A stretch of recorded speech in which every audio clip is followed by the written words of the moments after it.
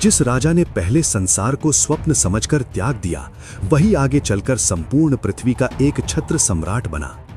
जो बाल्यकाल से ही भगवान का भक्त था, उसी को ब्रह्मा जी ने संसार का भार उठाने का आदेश दिया। सब कुछ होते हुए भी जिसने स्वयं को दोषी समझा, वही जान पाया कि असली वैराग्य क्या होता है। एक ऐसा राजा जिसने सूर्य के पीछे रथ दौड़ाया और पृथ्वी को सप्तद्वीपवती बना दिया।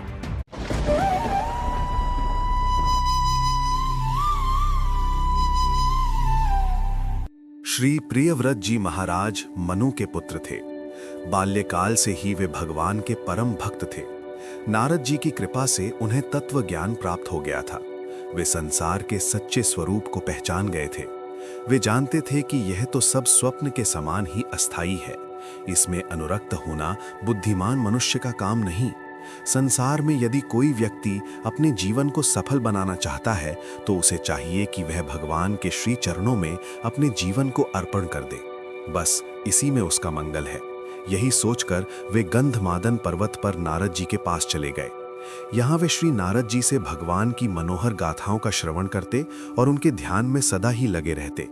जब महाराज मनु ब्रह्म सत्र करने लगे, तो उन्होंने राज्य संचालन का भार अपने पुत्र प्रियव्रत पर छोड़ना चाहा, किंतु प्रियव्रत ने उसे स्वीकार नहीं किया, क्योंकि वे तो संसार के विषयों को पहले ही विष के समान समझते थे। प्रियव्रत के द्वारा राज्य अस्वीकार कर देने पर भगवान ब्रह्मा अपने हंस पर विराजमान होकर उन्हें समझाने के लिए आए। जब नारद जी एवं प्रियव्रत ने सृष्टिकर्ता स्वयंभू को आते देखा, तो वे उठ खड़े हुए और उनके चरणों में प्रणाम करके हाथ जोड़कर सामने खड़े हो गए। श्री ब्रह्मा जी ने उन्हें समझाया, पुत्र प्रियव्रत, सर्वलोक नियंता श्री सर्वेश्वर प्रभु ने जो भी कर्तव्य तुम्हारे लिए निर्धारित किया है, उसे करना तुम्हारा पहला धर्म है। मैं, शंकर जी या महर्षि गणों में से कौन नहीं चाहता कि सब कुछ त्याग कर आनंद कंद भगवान के पवित्र और मन मुग्धकारी चरित्रों का गान श्रवण करते हुए उन्हीं के ध्यान में रात दिन लगा रहा जाए, परंतु ऐसा नहीं कर पाते हैं, क्योंकि हमें तो उनके आदेश का पालन पहले करना है, अपनी रुचि का ध्यान बाद में। अतः भगवान श्री सर्वेश्वर की जैसी आज्ञा है, उसी के अनुसार आपको कार्य करना चाहिए। हाँ, ये बात अवश्य है कि सांसारिक कार्यों को भगवान की आज्ञा मानकर करो, उनमें आसक्त मत हो जाओ।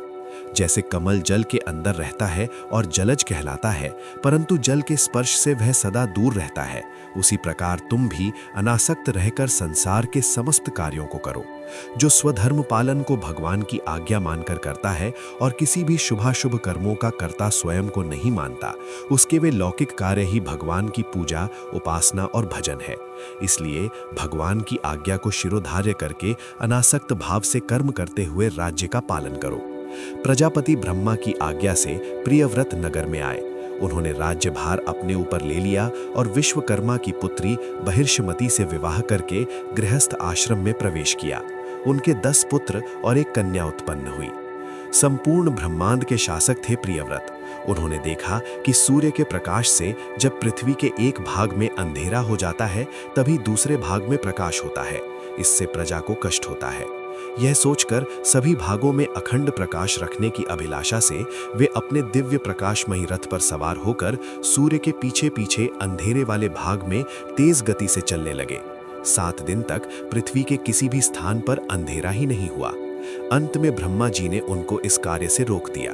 उनके पहियों के चलने से जो धरती खुद गई, वे 7 समुद्र बन गए और उनके द्वारा विभक्त ये पृथ्वी सप्तद्वीपवती हो गई। उन्होंने अपने 7 पुत्रों को तो 7 द्वीपों का राज्य दे दिया और 3 पुत्र आजन्म ब्रह्मचारी रहकर परमहंस बन गए।